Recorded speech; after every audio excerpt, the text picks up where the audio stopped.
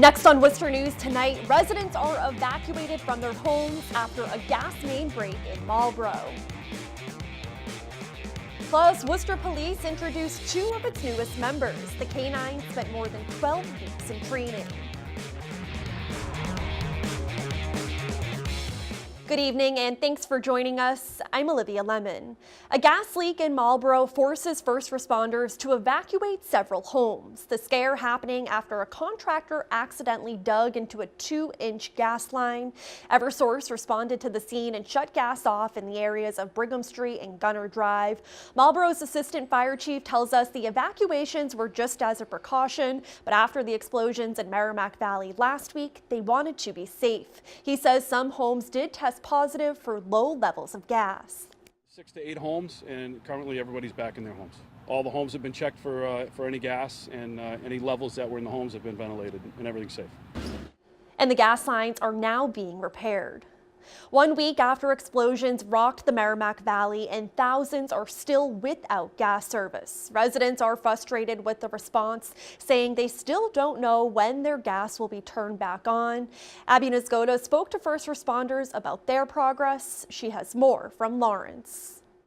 911 calls for where's your emergency? Fires burning. There's a fire in the basement. Homes exploding. There's a bunch of fires around town right now. We're going to get to you as soon as we can, okay? When the calls just kept coming. We had probably about 9 or 10 at the exact same time. These dispatchers were answering in Andover. And they're screaming into the phone, what's going on? We need help, and you literally don't know what to tell them. The challenge for Katie Ramos and Melissa Kirkjian, figuring out which resources to send where when the need in the Merrimack Valley was everywhere. You only have so many fire trucks. We responded to 114 911 calls, like actual calls in an 8-hour period. Deputy Chief Graham Rowe and Lieutenant Michael Byrne, just two of the 44 North Andover firefighters who worked that night. They had reports of 33 fires here. We're crawling through a basement maze past boilers that are spewing burning gas, and there was no hesitation. They say the mutual aid coming from as far away as Maine was a lifesaver. Fortunately, there were no civilian injuries in North Andover, but in Lawrence, a different story. A total number we had was 13.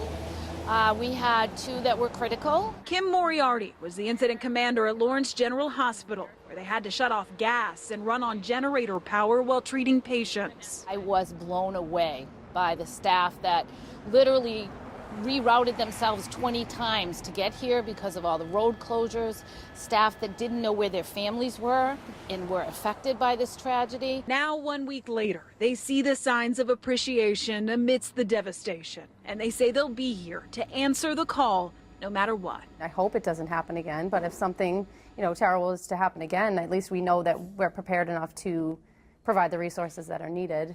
As proud as they are of what they were able to do here in the Merrimack Valley 1 week ago, they say they will study their response to learn what they can do better. In North Andover, I'm Abby Nisgoda, Worcester News Tonight. And the first lawsuit against Columbia Gas was filed earlier this week, and experts expect there are more to come. Gas has been restored to more than 9,300 customers who were outside of the impacted area and had their gas service disconnected last week. The explosions left 1 teenager dead, many injured, and destroyed homes. In Worcester, an attorney says from a legal standpoint, it's going to be a complicated and lengthy process. This type of thing is not supposed to happen. Safely run gas lines, pipelines, this does not happen. There'll be 2 types of cases. One type of case will be property damage cases, people have lost everything. The other types of case is the injury cases. I would think Columbia Gas are going to be found to be liable for this. We'll have to see how it plays out as time goes on. Thomas Flaws says due to the amount of money lost and number of injuries, he expects the cases to be in the court system for years. A 62-year-old man is killed in a single car crash in Worcester. Flowers are at the site where police say the victim crashed into a tree. Police say due to the severity of the impact, the car caught fire. A neighbor was able to put the flames out. The crash happened around 10:30 Tuesday night on Blythewood Avenue. Officers say he died a short time later at the hospital. Worcester Police welcome its 2 newest members Thursday. The department's K-9 unit will now be staffed 24/7 and able to respond to almost any type of incident. Our Roslyn Flaherty joins us now with more on the new K-9s. Roslyn? Olivia, Ace and Mattis have gone through months of intense training and are now ready to patrol. The Worcester Police Department's newest K-9s demonstrate some of the tasks they'll be doing every day. Ace and Mattis joined 4 other Worcester Police K-9s. Chief Stephen Sargent says before they were added, the department didn't have any dogs on duty from 12 to 8. Now they will have coverage 24/7. We'd have to call somebody in. We'd still have to call with our partners, state police partners. They'd be coming as far away as Springfield or further. They'd always show up, but it's time consuming. Ace spent more than 14 weeks at the academy and can find things like guns and people. This is an opportunity that presented itself, and I said yes. Officer Joseph Francis is Ace's handler.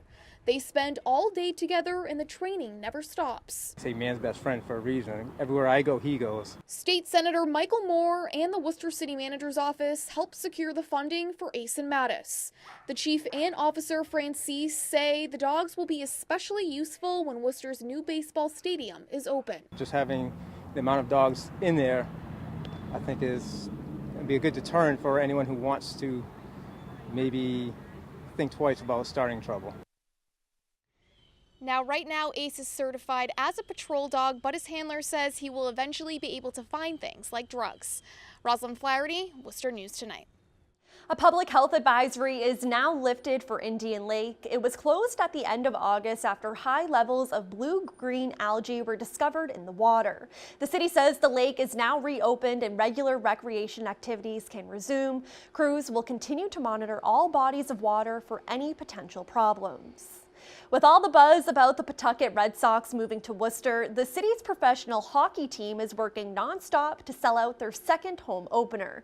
This October begins the Worcester Railers' second season, and they say they are ready. Our Chandler Walsh joins us now with more. Chandler?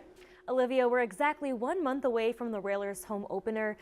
The team says they're taking what they've learned in their first season to make this season stronger. Equipment is out. The Worcester Railers are setting up the locker room and gearing up for their second season. It's definitely Railers 2.0, and it's all hands on deck at this time. Now that we all have a comfort with the ECHL, we kind of know what to expect and what to get better at and kind of go from there. Athletic trainer Rob Tagle says the team is looking to keep up the momentum from a strong inaugural season.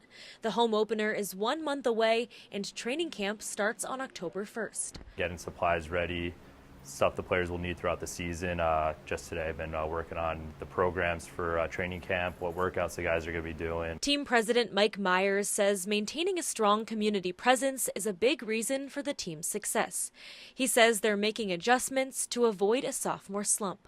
You never want to go into second season taking things for granted. So we've made a direct focus on making sure that we do take each facet of the organization and make it better. All this happening the same time as buzz for AAA baseball's arrival in Worcester.